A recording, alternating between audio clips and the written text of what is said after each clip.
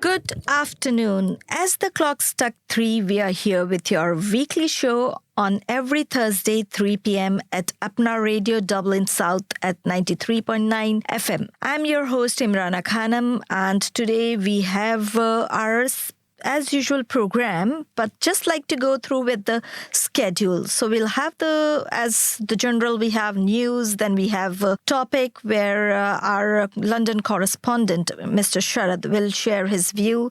Then we'll be sharing about a festival being celebrated by Sikh community, which is being celebrated tomorrow, that is Guru Nanak Jayanti. And at last, we are going to enjoy with some Indian music, which we try to bring some Bollywood music, where we had birthdays of Bollywood celebrities from last Friday to this Thursday. And that segment also includes big celebrities from Bollywood who had even passed away.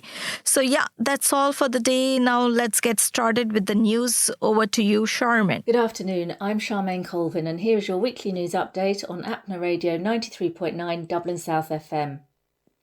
A new ruling from India's Supreme Court states that authorities cannot demolish homes merely because a person has been accused of a crime, and strict guidelines have been laid out for any such action. The ruling comes in response to a number of petitions seeking action against authorities using demolition as a punitive measure against those accused or convicted of crimes. The chilling sight of a bulldozer demolishing a building reminds one of lawlessness, where might was right. It also directed authorities to give sufficient time to the affected person to challenge the order or vacate the property. The ruling comes against a backdrop of a spate of instances where authorities in states, particularly governed by the BJP, have used demolition as a tool to punish people accused of crimes. The reason cited is illegal construction, but experts have questioned the logic and say there is no legal justification for doing this. While victims include Hindu families, such demolitions have mostly targeted Muslims, especially after religious violence or protests, opposition leaders and activists say. The BJP denies the allegation and states chief ministers have linked demolitions with their tough stance on crime. The Supreme Court, however, has said such high-handed and arbitrary actions have no place in a constitutional democracy. India's capital Delhi and its neighbouring cities are experiencing pollution levels that are at least 30 to 35 times the safe limit recommended by the World Health Organization. Every year, Delhi and northern states battle hazardous air during the winter months of October to January due to plummeting temperatures, smoke, dust, low wind speed, vehicular emissions and crop stubble burning. This time, experts say that the condition is likely to get worse in the coming days. According to IQ Air, a Swiss-based air quality index monitoring group, pollution levels in several parts of Delhi touched the 500 mark this week. AQI measures the levels of particulate matter, also called PM2.5, in the air. These tiny particles can enter the lungs and cause a host of diseases. According to WHO guidelines, air with AQI values at or below 100 is considered to be satisfactory for breathing. The smog is so dense that it is visible even from space. NASA shared satellite images of a blanket of smog engulfing parts of northern India and neighbouring Pakistan. According to IQ Air, Delhi was the most polluted capital city in the world in 2023. And India is ranked as the world's third most polluted country after neighbours Bangladesh and Pakistan. India's full-service carrier, Vistara, will operate its last flight next week after 9 years of operation.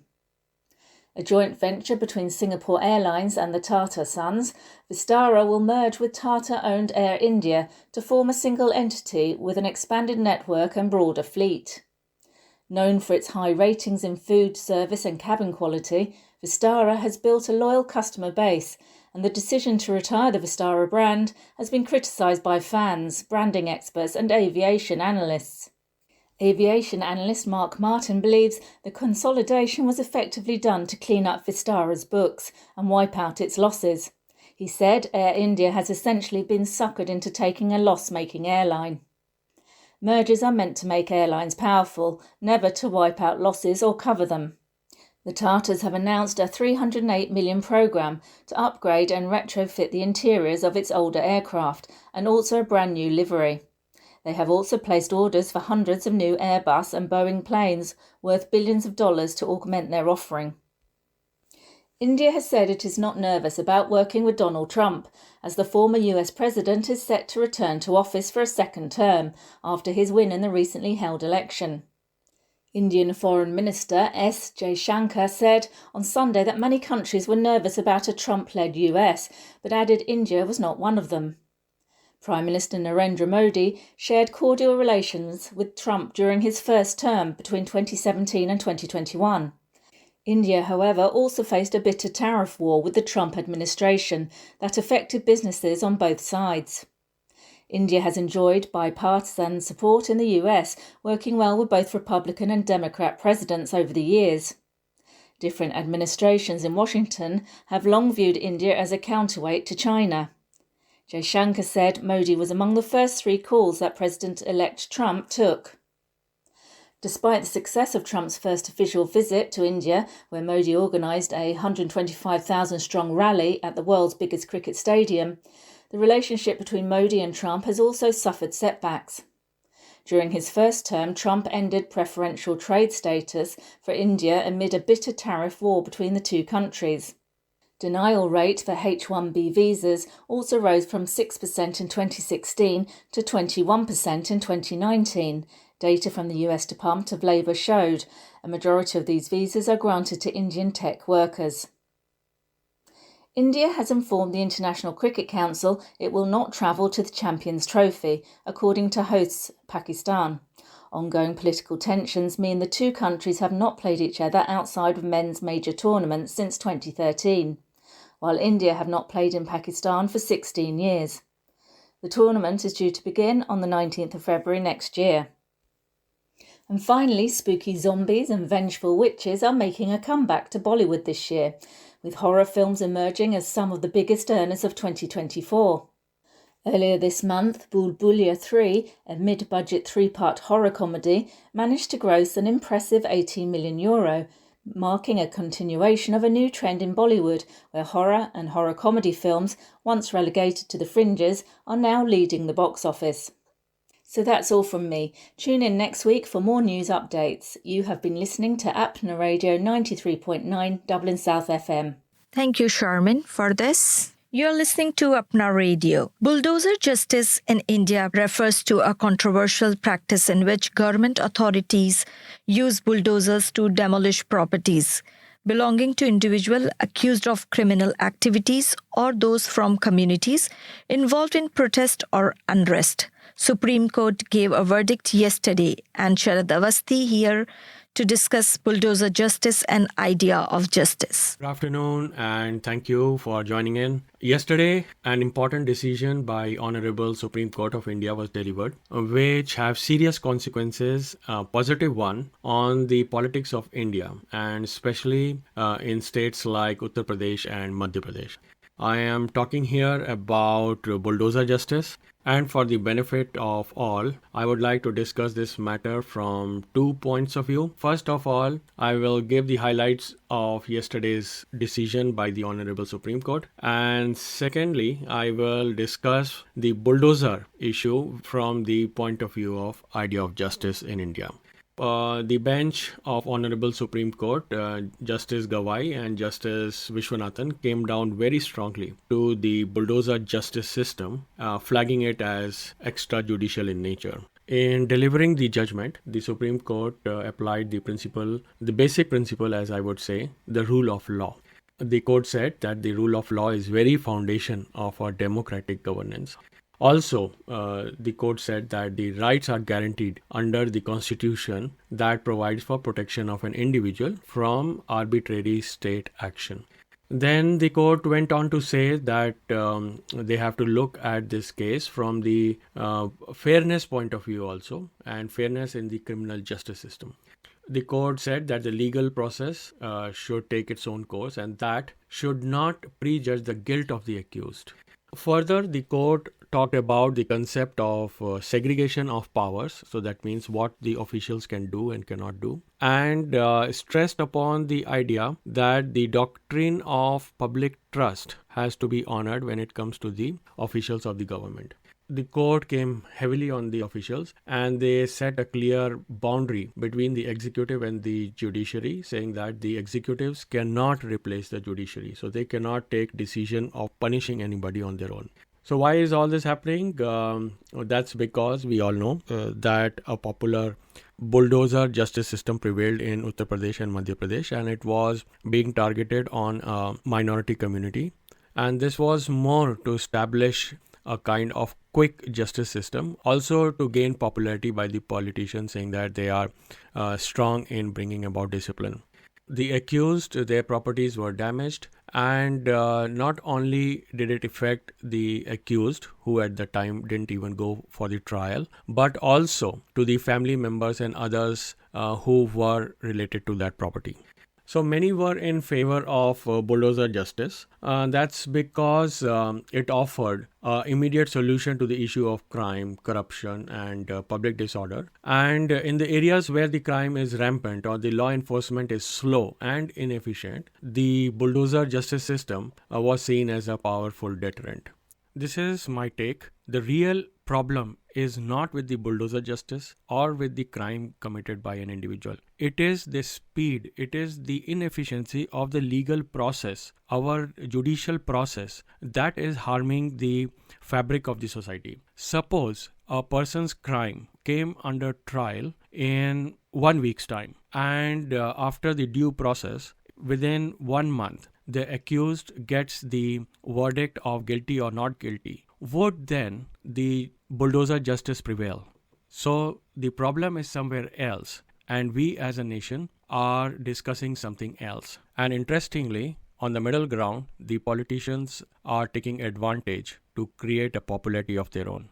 So basically, the officials were trying to portray the bulldozer justice as a swift action. And in a way, they were trying to create an atmosphere where individuals might think twice before committing any illegal action. And in a way, as a byproduct, the officials were trying to create a safer community overall.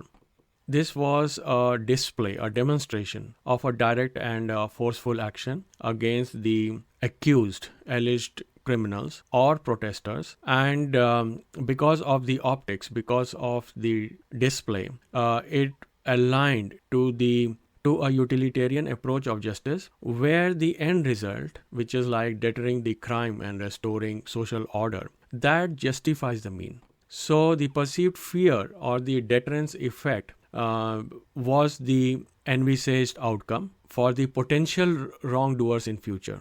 Also, the bulldozer justice was an alternative to slow legal process. So as we know, India's legal system is prone to delays. There are cases which drag on to the court for decades together. And we know today that there are people, politicians, activists who are in jail without even a trial. And so I was reading a case about Gulfisha Fatima, and she has been in prison without trial for 4 years and more. And this was for the protest during the Delhi riots. So the legal process have become the punishment for these people.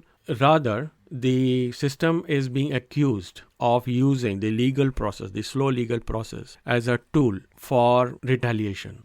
The bulldozer justice also tried to restore faith in government's willingness to crack down on crime and corruption. And that is where it gained popularity in these two states.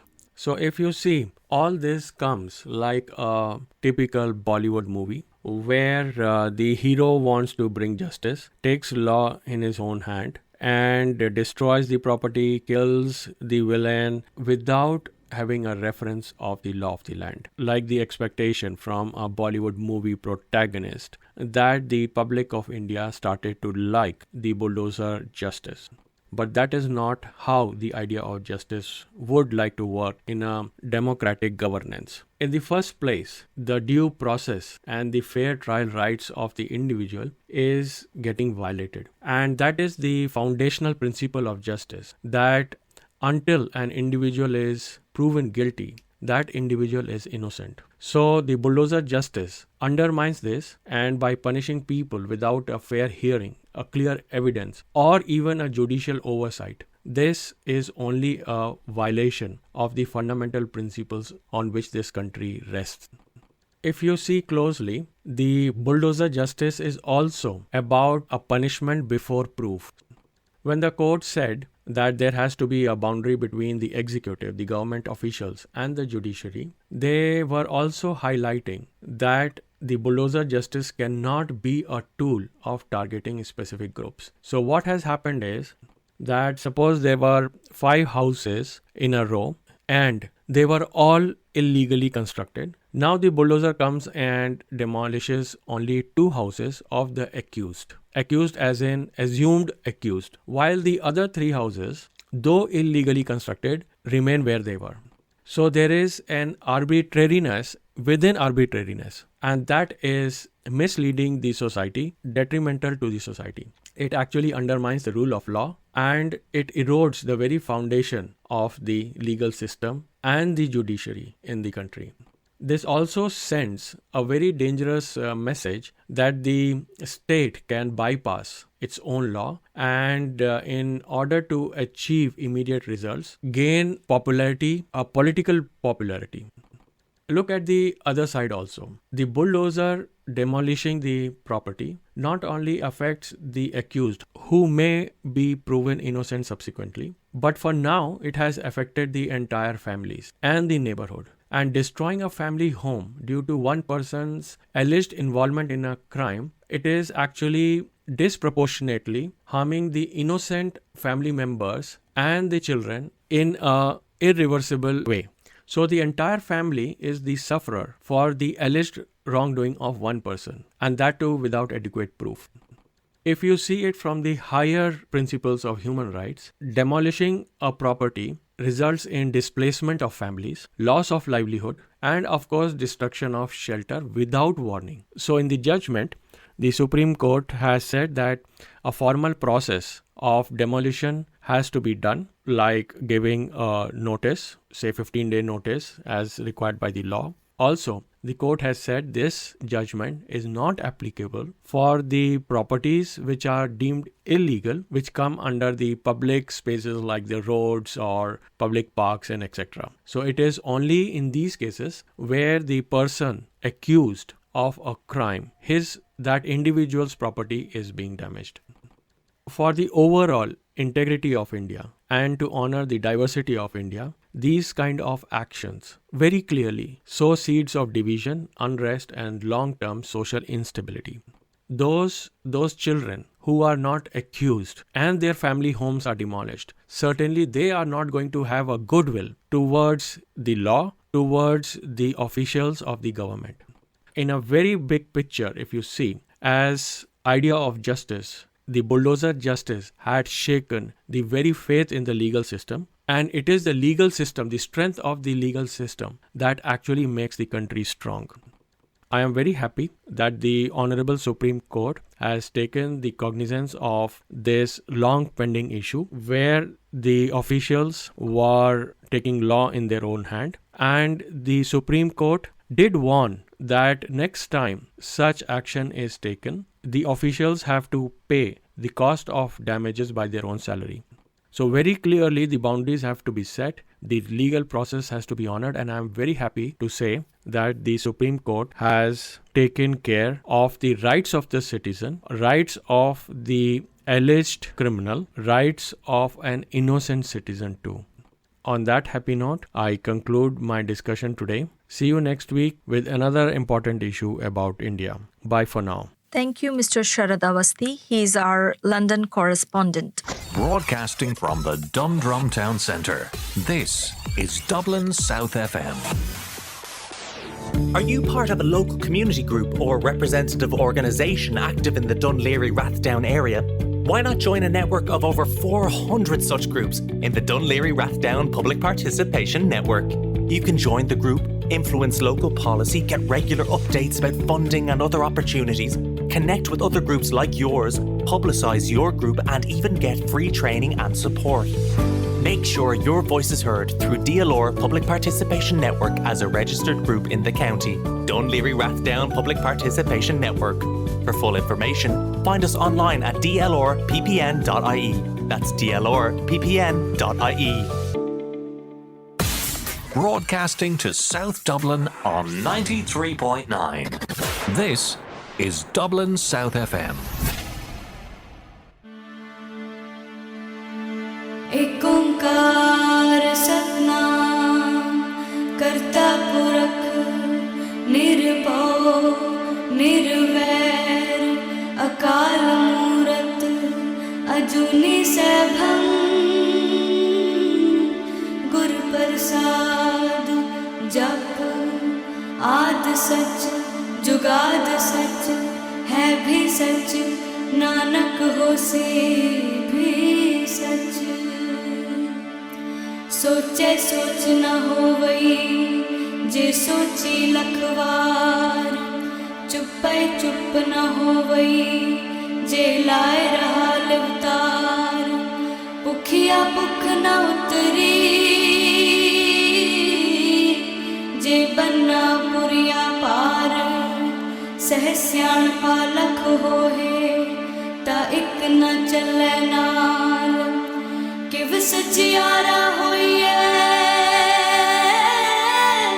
किव कूड़े टुटे पाल हुक्म रजाई चलना नानक लिखिया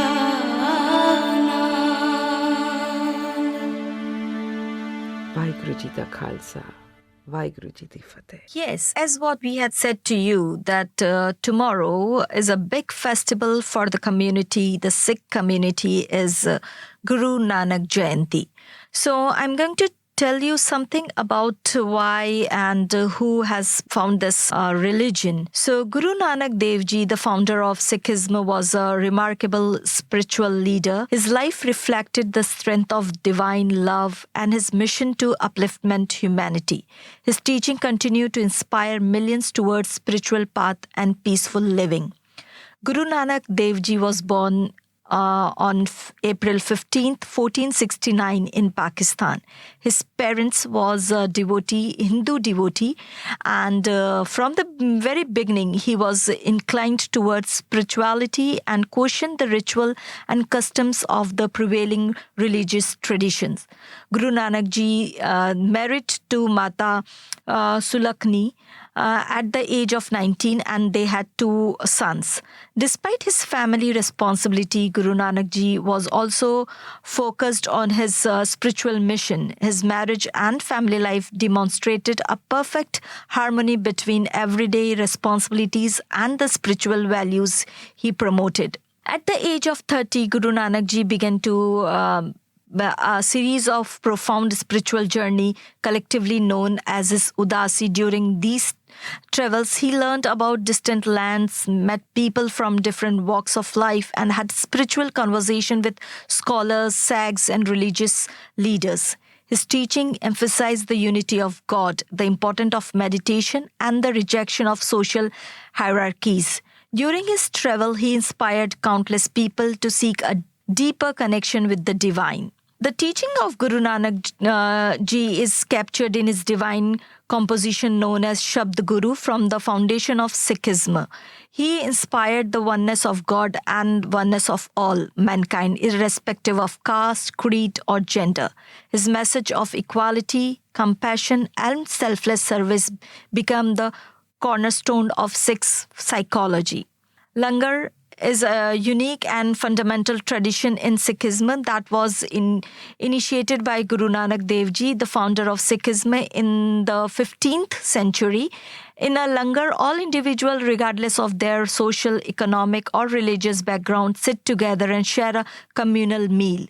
This symbolized and promoted his idea of equality among all.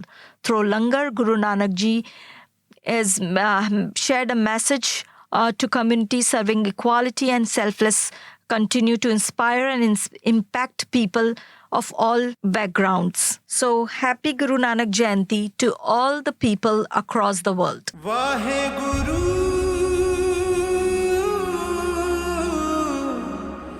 Vaheguru.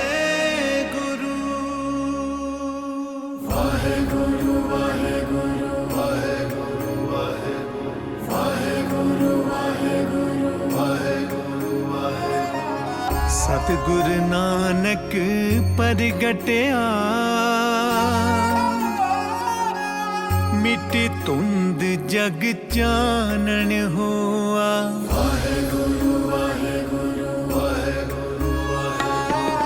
सतगुरु नानक परगटया मिटी तुंद जग चानन होआ जो कर सूरज निकलया तारे छपे अंधेर पलोआ तारे छपे अंधेर पलोआ सतगुरु नानक परगटया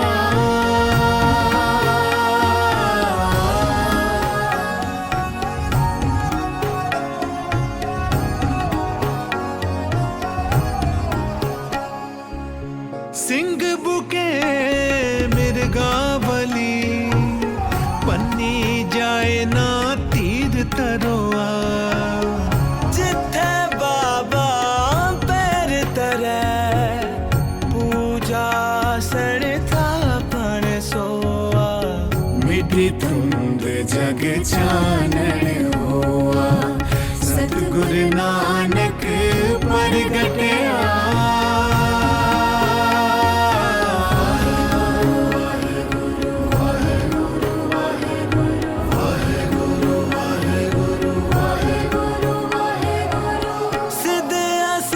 सब जगत दे नानक याद मते जे को कर कर अंदर तर मिसाल होवे कीर्तन सदा विसोआ मिटी तुंद जग चानन होआ सतगुरु Nanak परगटया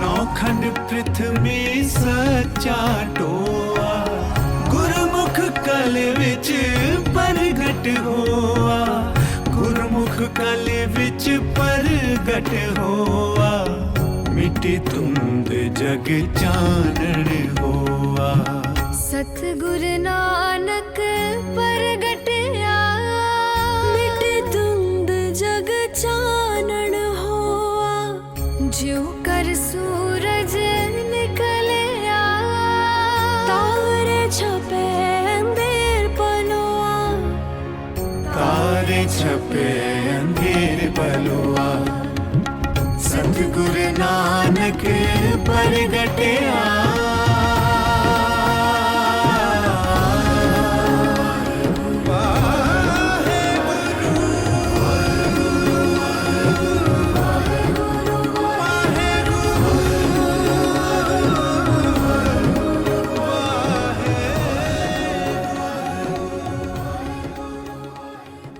You're listening to Apna radio program at 93.9 FM Dublin South. This program is a weekly program, which means we do come on every Thursday at 3 p.m. So now we are into our music section where our first Bollywood celebrity is Usha Utthap.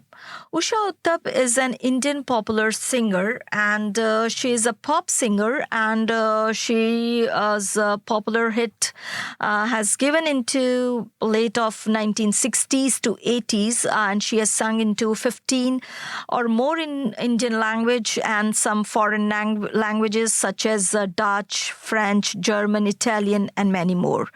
Early life of Usha Sami was she is born into a Tamil Brahmin family where her father is a police commissioner and they used to stay at a government quarter where she has met her friend or you can say a neighbor and she motivated her to take a part in one of the event where she just wore salwar kameez and take up Indian classical music And this fusion approached her to pioneer her unique brand of Indian pop in 1970s.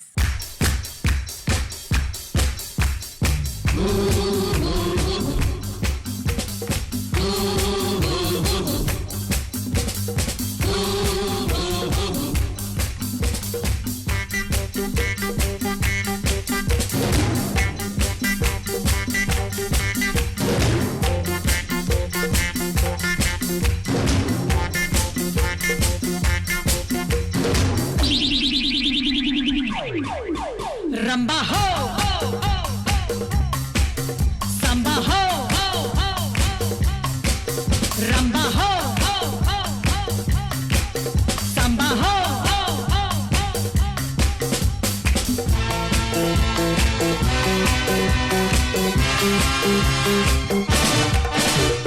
मैं नाचूं, तुम नाचो, जितनी तुम प्यार से जी लोगे उतनी ही जिंदगी रंबा हो, सांबा हो,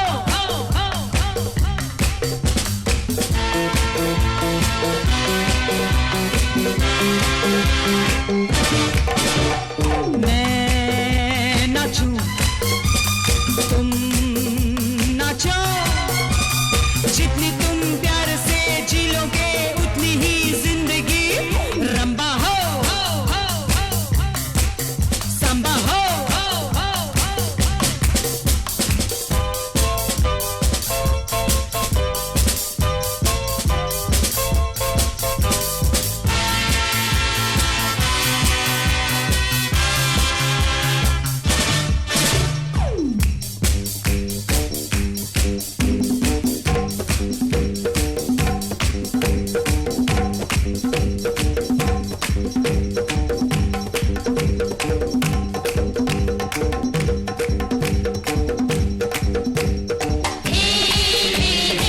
तू आनी आउना सोया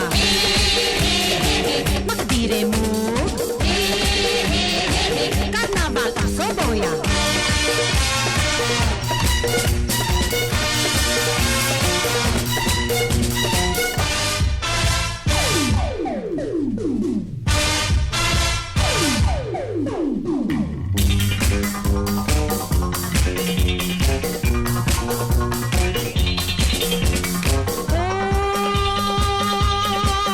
तू मेरा जाने मन मैं तेरी महबूबा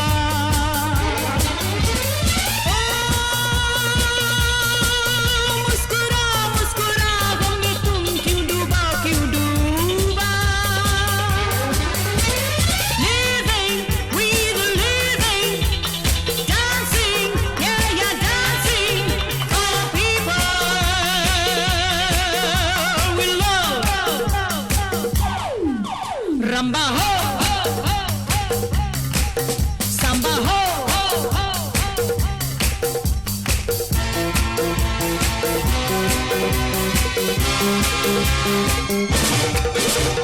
मैं नाचूं, तुम नाचो, जितनी तुम प्यार से जी लोगे उतनी ही जिंदगी रंबा हो, सांबा हो,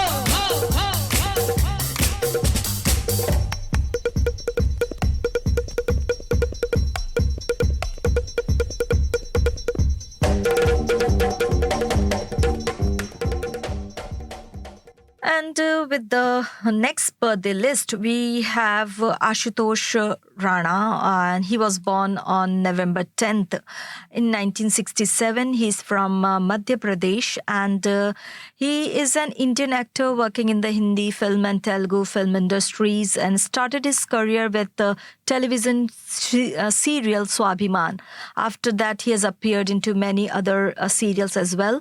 He started his filmy career with the movie Dushman, where he has portrayed a negative role, playing a psychopath killer, and after that worked in many films such as Raz, Hasil, Kasoor. Let's listen one of his song in which he has performed this negative role.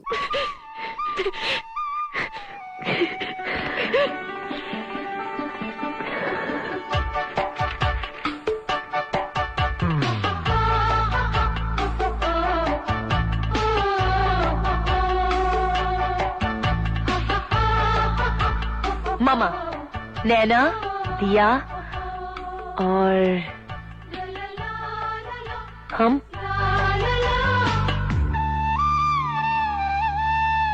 आवाज दो हमको,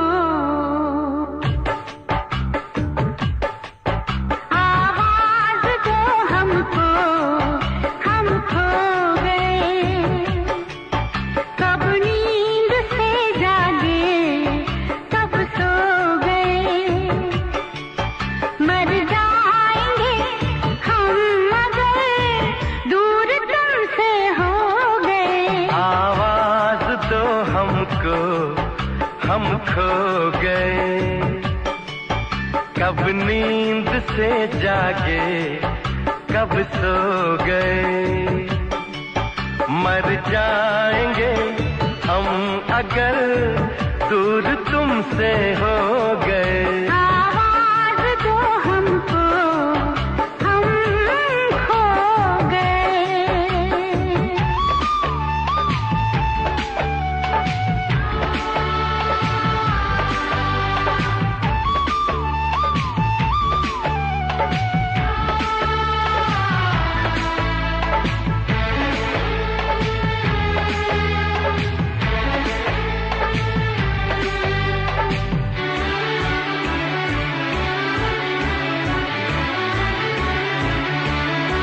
तुमसे निगाहें चार करने लगे।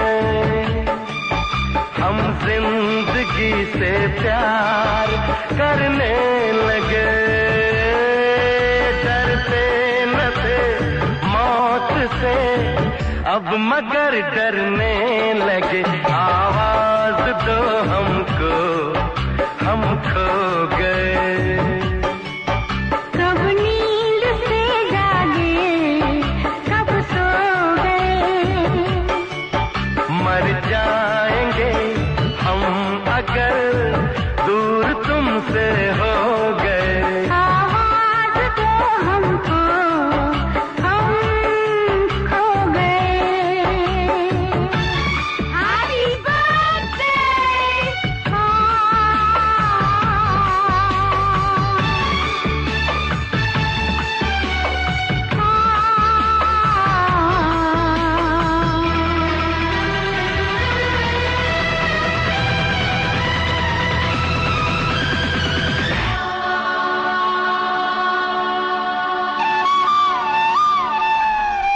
मेरे सामने रहना, जाना नहीं। तुमसे है कुछ कहना, जाना नहीं। मौसम कभी प्यार का लौट कर आना नहीं। आवाज दो हमको, हम खो गए।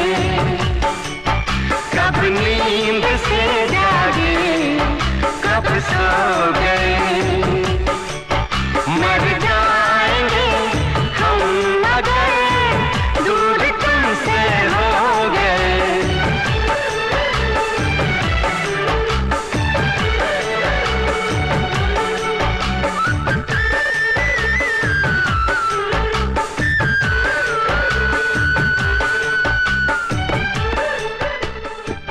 Dublin South FM. You wouldn't buy a car without knowing its history.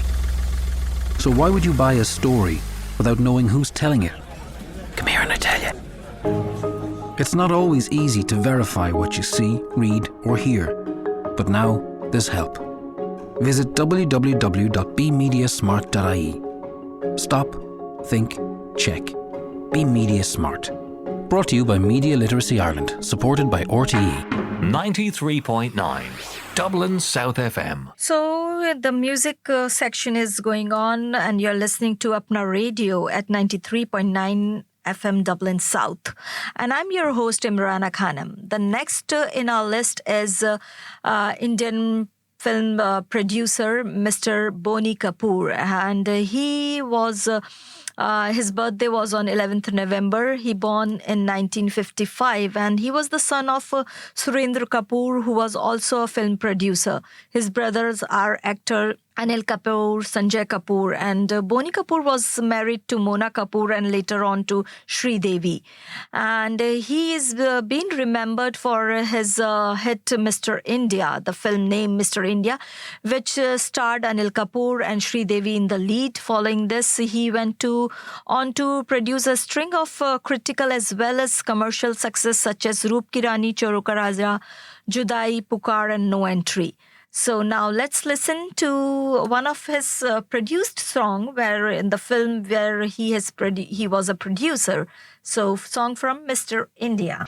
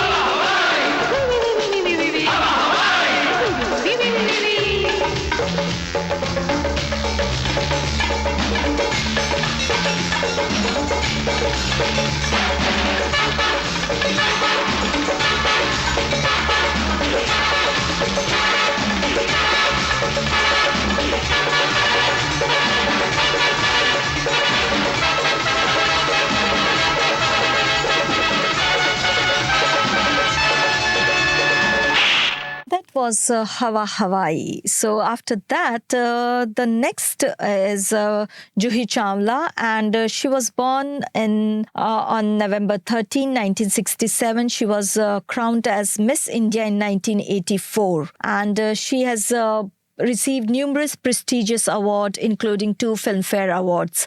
And she got fame after the film Qayamat Se Qayamat Tak in 1988. Her career started in 1980s until the early 2000. So now let's listen film Hum Hai Rahi Pyar Ke song, where in this movie she has been starred.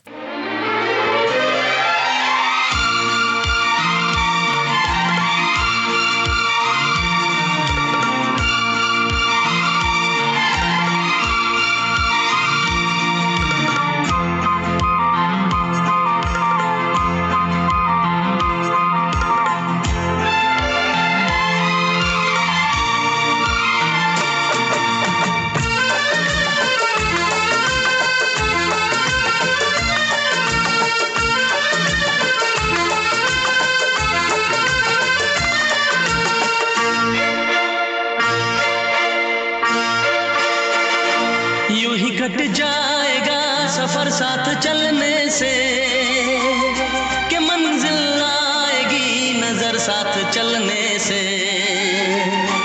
यूं ही cut जाएगा सफर साथ चलने से कि मंजिल आएगी नजर साथ चलने से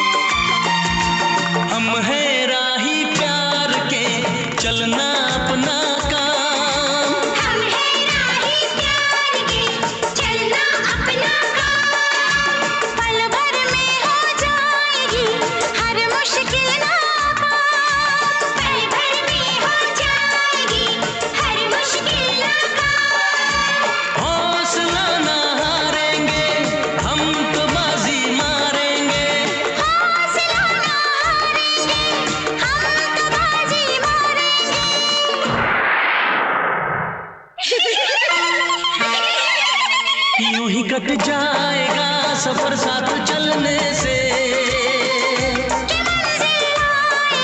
नजर साथ चलने से ला ला ला ला ला ला ला ला ला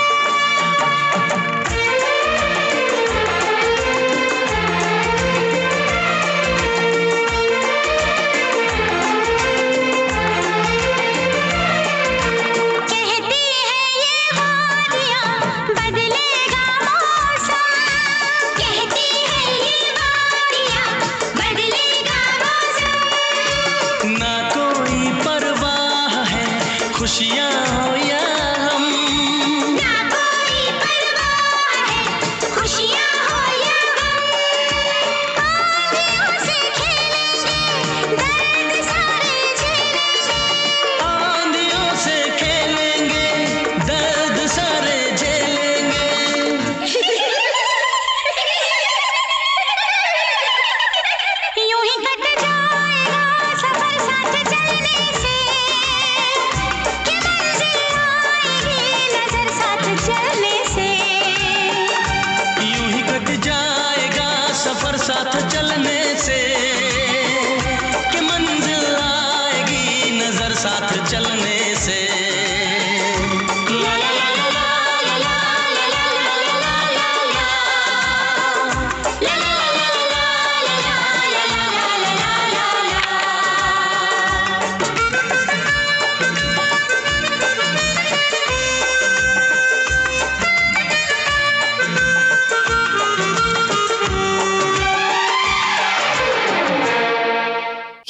that's all for our day. And our listeners must be wondering about our usual host of this show. So, Mr. Siraj Zaidi is in India for Irish Film Festival in India, and he will be probably joining us next week. Yeah, that's all. And we'll be here next week. So do tune up at 3 p.m. next week at Dublin South FM 93.9.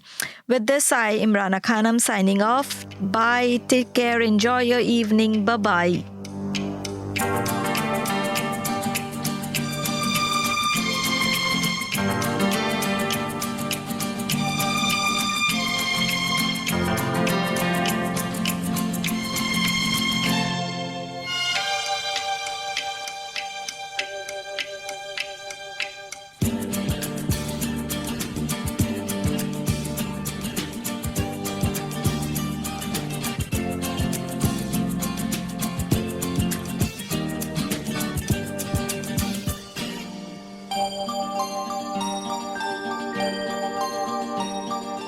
ऐ मेरे हम सफर एक जरा इंतजार सुन सदाएं दे रही है मंजिल प्यार की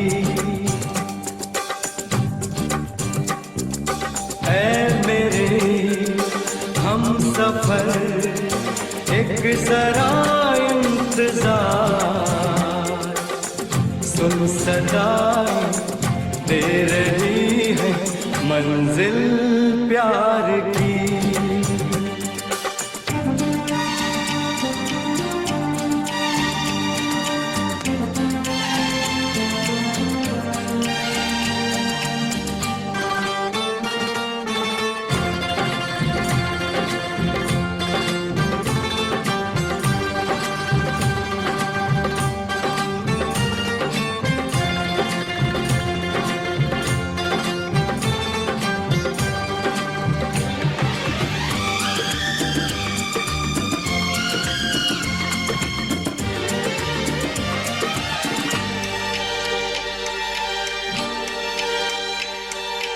अब है जुदाई का मौसम दो पल का मेहमान कैसे ना जाएगा अंधेरा क्यों न थमेगा तूफान